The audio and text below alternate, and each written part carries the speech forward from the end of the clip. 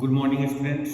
तो जैसा कि आप सभी को पता है कि अभी विंटर वैकेशन चल रहा है और इसी विंटर वैकेशन में हम लोगों का एक प्रयास है कि बच्चों का जो पढ़ाई है वो ना रुके, इसीलिए हम लोगों ने ऑनलाइन क्लास की व्यवस्था की है।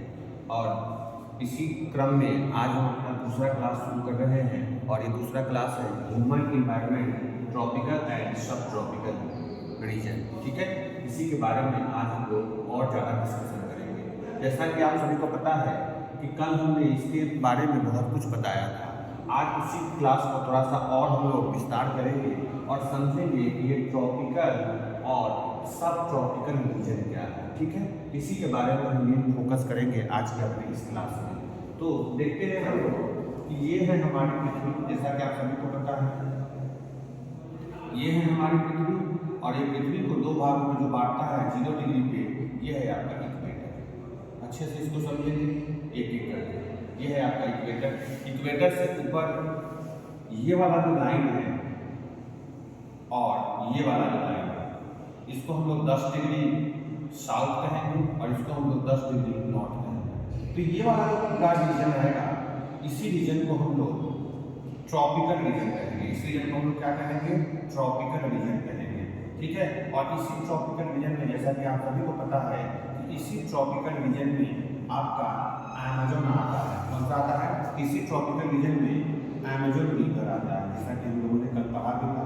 और इसी अमेज़न रिवर को हम लोगों ने कल पढ़ा था। ठीक है, कल हम लोगों ने हमने ये भी बताया था कि अमेज़न रिवर और अमेज़न बेसिन में क्या अंतर है। आप सभी को पता होगा कि अमेज़न जो है वो क्या है? वो लार्जेस्ट रिवर है। याद रखिएगा, लार्जेस्ट और लॉन्गेस्ट में दोनों में अंतर है। अगर बात कर रहा है लॉन्गेस्ट के बारे में तो उसके बारे में हमने पिछली कक्षा में पढ़ा था, पिछले चैप्टर में पढ़ा था। लेकिन अगर बात करें लार्जेस्ट के बारे में तो अमेज़न जो है वो दुनिया की वर्ल्ड्स लार्जेस्ट रिवर है। याद रखिएगा, वर्ल्ड्स लार्जेस्ट रिवर है, नाम है इसका अमेज़न रिवर। और इसके बारे में हम लोगों ने देखा भी था कि किस कॉन्टिनेंट में है। ठीक है, इसके ऊपर थोड़ा और नीचे आते हैं ये वाला रीजन और इसके थोड़ा और ऊपर जाते हैं ये वाला रीजन। तो ये रीजन, ठीक है, और ये रीजन, ये दोनों मिलकर के क्या कहलाएंगे? इसी को हम लोग कहेंगे सब ट्रॉपिकल। क्या कहेंगे इसको सर? इसको हम लोगों ने नाम दिया सब ट्रॉपिकल। ठीक है, याद रखिएगा, ये वाला जो आपका है इसको हम लोग बोलेंगे सब ट्रॉपिकल। और इसी सब ट्रॉपिकल में हम लोग भारत में दो बेसिन के बारे में पढ़ेंगे। इसी सब ट्रॉपिकल में कौन कौन आएगा? इसी सब ट्रॉपिकल में आपका आएगा गंगा ब्रह्मपुत्रा, गंगा ब्रह्मपुत्रा बेसिन। ठीक है, इसके बारे में भी हम लोग इसी चैप्टर में पढ़ने वाले हैं। तो दोनों आपको क्लियर हो गया होगा। पहला क्या?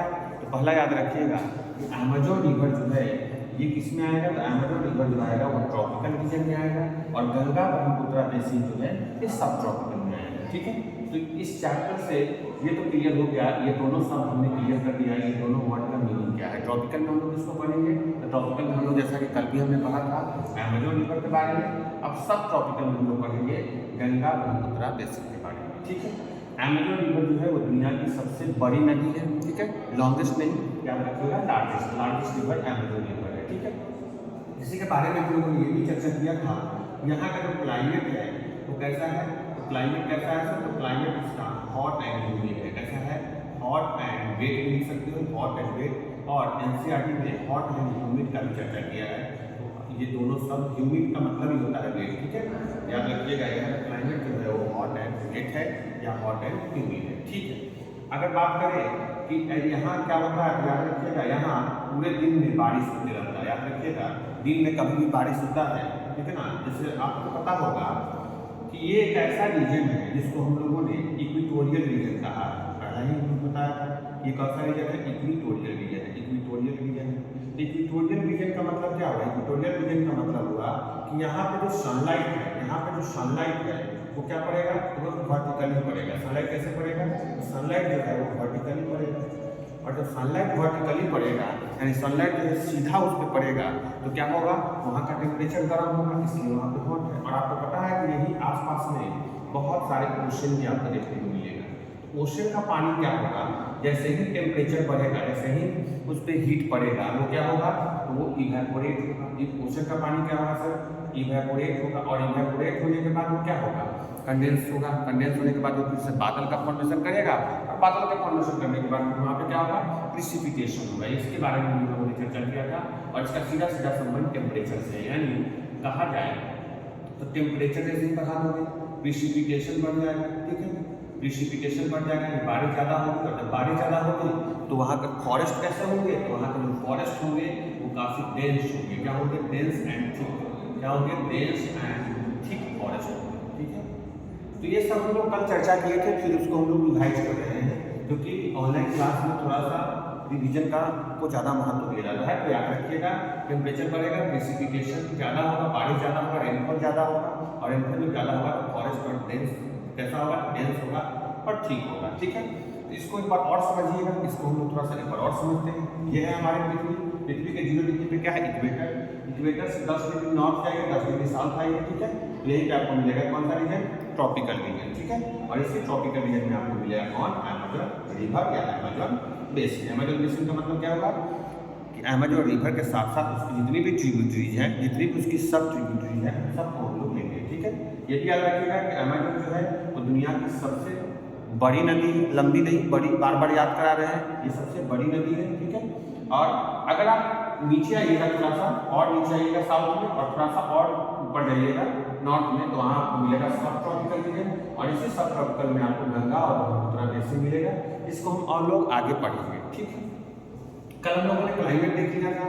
कल हम लोगों ने ये भी देखा था कि क्लाइमेट के बाद हम लोगों ने क्या देखा था, तो हम लोगों ने ये भी देखा था कि वहाँ का जो लोग हैं वो कैसे होंगे, उनके बारे में भी हम लोग चर्चा करने वाले हैं। आज हम लोग शुरू करते हैं कि वहाँ पे कौन कौन सी प्रजातियाँ पाई जाती हैं और कौन कौन से वनस्पति पाए जाते हैं। तो आज हम लोग चर्चा करेंगे वाइल्ड लाइफ और वेजिटेशन के बारे में। तो एक बार आप लोग स्क्रीनशॉट कर लीजिए इसको, फिर हम लोग उसको इरेज करते हैं, और हम लोग चलेंगे कि अमेज़न बेसिन जो है वहाँ का जो वाइल्ड लाइफ है वो कैसा है, कौन कौन से वहाँ जानवर मिलेंगे, कौन कौन से वहाँ पे पेड़ पौधे मिलेंगे, इनके बारे में हम लोग बात करेंगे। क्योंकि जब हम लोगों ने देखा कि क्लाइमेट कैसा है, हॉट है, तो फॉरेस्ट में क्या होगा, काफ़ी डेंस एंड थिक होगा, और जब फॉरेस्ट डेंस एंड थिक होगा तो वहाँ तरह तरह के क्या मिलेंगे आपको, तरह तरह के प्लांट, तरह तरह के ट्रीज मिलेंगे आपको, ठीक है। तरह तरह के प्लांट, तरह तरह के ट्रीज मिलेंगे, तरह तरह के आपको वाइल्ड लाइफ मिलेगी, क्योंकि काफ़ी घना जंगल है, तो वहाँ जानवर भी आपको, अनेक प्रकार के जानवर वहाँ पे आपको देखने को मिलेंगे। तो इसको एक बार स्क्रीनशॉट कीजिए, फिर हम इसको इरेज करते हैं।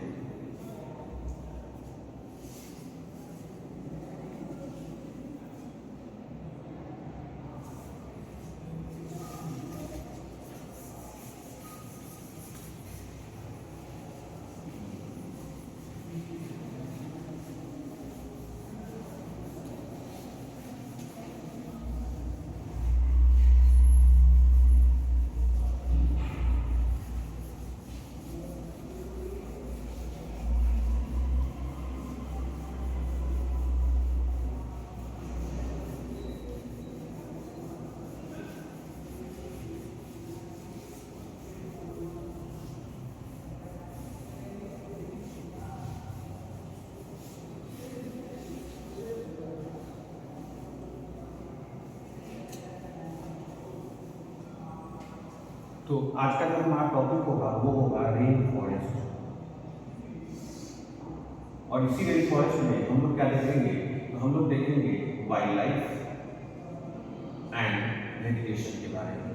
एंड वेजिटेशन, वाइल्ड लाइफ का मतलब क्या होता है, वाइल्ड लाइफ का मतलब वैसे जीव जो कहाँ रहते हैं, जो वन में रहते हैं, यानी वन्य जीव के बारे में हम लोग देखेंगे। साथ ही साथ हम लोग वनस्पति के बारे में देखेंगे। किसके बारे में देखेंगे, वाइल्ड लाइफ का मतलब होता है वन्य जीव, वैसे जीव जो कहाँ रहते हैं, वन में रहते हैं, यानी फॉरेस्ट में रहते हैं, वाइल्ड में रहते हैं, ठीक है। और वेजिटेशन का मतलब होता है वनस्पति, यानी वैसे प्लांट जो कहाँ पाए जाते हैं, वन में पाए जाते हैं, जंगल में पाए जाते हैं।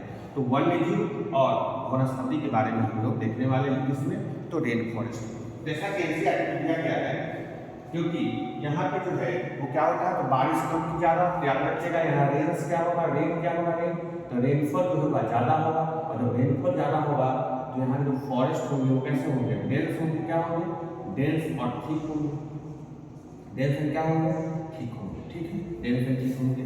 ठीक है, डेंस ठीक होंगे। और याद रखिएगा कि जब डेंस बॉन्ड ठीक होंगे तो क्या होगा कि वो जो है, जैसे मान लो कि बहुत सारे पौधे, ये बहुत सारे पेड़ हैं, ये भी एक पेड़ है, बहुत सारे पेड़, ठीक है, और इधर भी बहुत सारे पेड़, तो ये सारे पेड़ मिलकर क्या करेंगे, एक ये सारे पेड़ मिलकर के क्या करेंगे वहाँ पे डेंस रूफ बना देंगे। एक ऐसा रूफ बनाएंगे जिसमें सूर्य की किरण भी उसको पेनिट्रेट नहीं कर पाएगी, ठीक है ना।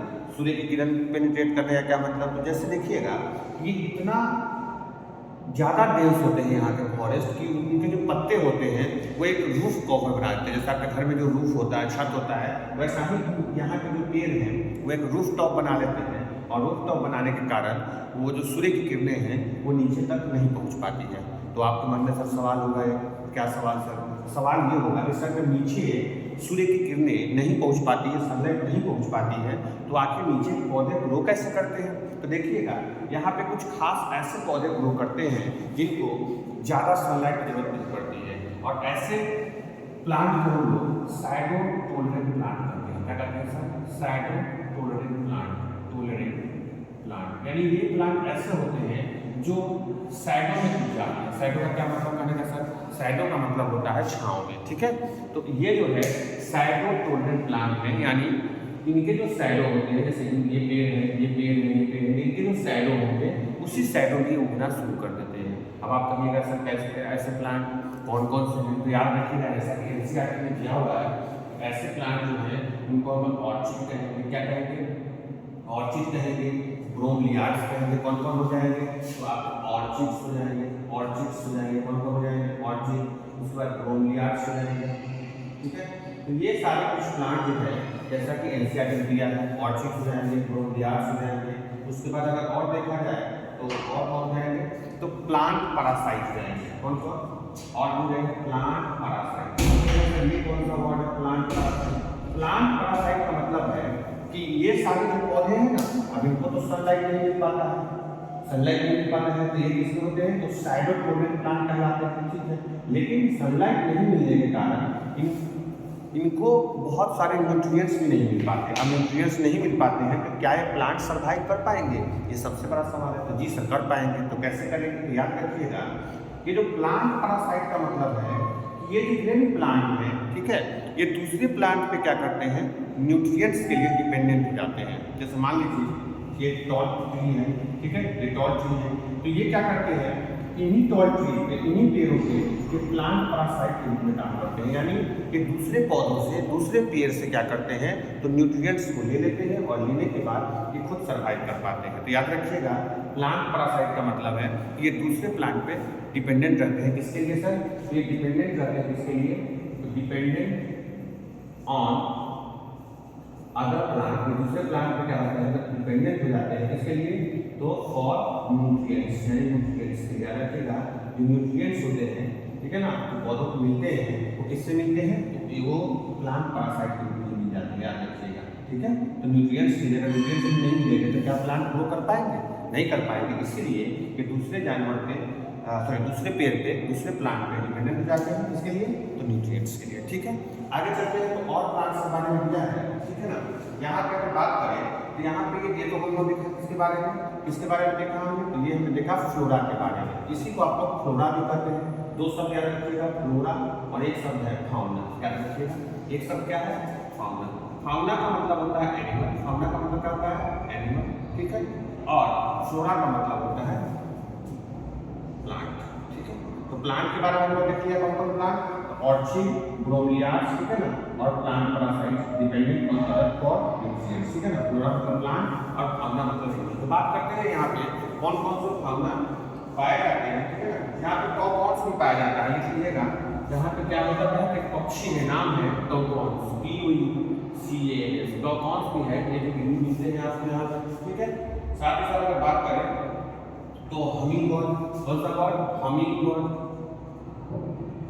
हमिंग बर्ड भी यहाँ पे देखने को मिलता है। हमिंग बर्ड ये भी एनिमल में आपको मिलेंगे, बर्ड में मिलेंगे, ठीक है। साथ ही साथ अगर देखा जाए तो और भी बहुत सारे, ठीक है, कलर प्लम्बिंग आपको मिलेगा, ठीक है, कलर प्लम्बिंग मिलेगा, ठीक है। अगर एनिमल के बारे में बात करें, अगर एनिमल के बारे में, ये तो आपके बर्ड हो गए, एनिमल के बारे में बात करें तो आपको पता है मंकी सब जगह मिलता है, कुछ मिले ना मिले मंकी जरूर मिल जाए, मंकी मिल जाएगा, ठीक है। मंकी के अलावा यहाँ पे स्नेक मिल जाएगा, स्नेक आपको मिलेगा, ठीक है। उसके बाद एनाकोंडा मिलेगा, एनाकोंडा, ठीक है ना, एनाकोंडा। और खास बात यहाँ पे ये भी है कि यहाँ पे एक फिश पाया जाता है, जिस फिश को हम लोग पिरहना कहते हैं, क्या कहते हैं, पिरहना फिश, याद रखिएगा।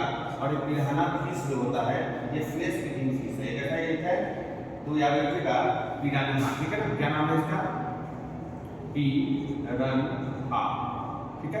पिरन्हा फिश है, क्या ये फिश है, और ये फ्लेश ईटिंग फिश है, कैसा है, फ्लेश ईटिंग, यानी ये फ्लेश को खाता है, फ्लेश ईटिंग फिश है, ठीक है। आगे हम लोग, आज हम लोगों ने क्या क्या देखा, हम लोगों ने ट्रॉपिकल और सब ट्रॉपिकल को समझा, साथ ही साथ हम लोगों ने ये भी देखा कि रेन फॉरेस्ट में क्या क्या पाया जाएगा, रेन फॉरेस्ट में वाइल्ड लाइफ और वेजिटेशन। वाइल्ड लाइफ हमने देखा कि वन्यजीव जो है, ठीक है ना, क्योंकि रेनफॉल ज़्यादा पड़ता है यहाँ पे, तो फॉरेस्ट कैसे होंगे, रेन से ठीक होंगे, फॉरेस्ट देखना आपने। और फॉरेस्ट जब रेन से ठीक होंगे तो क्या यहाँ पे सूर्य की किरण इसको पेनिट्रेट कर पाएगी, तो नहीं कर पाएगी, ठीक है। तो नहीं कर पाने के कारण ये सॉर्टेड यहाँ पे साइटोटोरेंट प्लांट ही उगते हैं, जैसे ऑर्चिड हो गया, ब्रोमिलियाड्स हो गया, ठीक है ना। तो अब कहेंगे कि सर ये न्यूट्रिएंट्स के रूप में किसे कहते हैं, न्यूट्रिएंट्स के रूप में कि दूसरे प्लांट पे डिपेंड होते हैं, जिसको हम लोग प्लांट पैरासाइट कहते हैं। समझ में आ गया होगा, ठीक है। फ्लोरा मतलब प्लांट और फौना मतलब एनिमल, ये भी देखा होगा आपने। यहाँ पे टॉप वन बर्ड पाया जाएगा, हमिंग बर्ड मिलेगा, ठीक है ना। एनिमल पार्ट में तो मंकी मिलेगा, स्नेक मिलेगा, एनाकोंडा, फिश में आप रखिएगा तो पिरान्हा फिश, ठीक है, ये फ्लेश ईटिंग फिश, ठीक है। आगे हम लोग इसको कल पढ़ेंगे और कल हम लोग देखेंगे कि और कौन कौन से जानवर और कौन कौन से बर्ड इस रेन फॉरेस्ट में पाए जाते हैं। साथ ही साथ हम लोग कल ये भी शुरू करेंगे कि यहाँ के जो लोग हैं, यानी इसके आसपास के लोग जो हैं वो करते क्या हैं, तो people in the Amazon basin, इसके बारे में भी हम लोग कर लेंगे। तो आज के लिए बस इतना ही, ठीक है। जुड़ने के लिए बहुत बहुत धन्यवाद सभी को, और इस तरह से प्यार बढ़ाते रहिए। इस वीडियो को ज़्यादा से ज़्यादा शेयर कीजिए, लाइक कीजिए, ठीक है। और अगर कोई सुझाव हो तो सुझाव देने का प्रयास करें। बहुत बहुत धन्यवाद।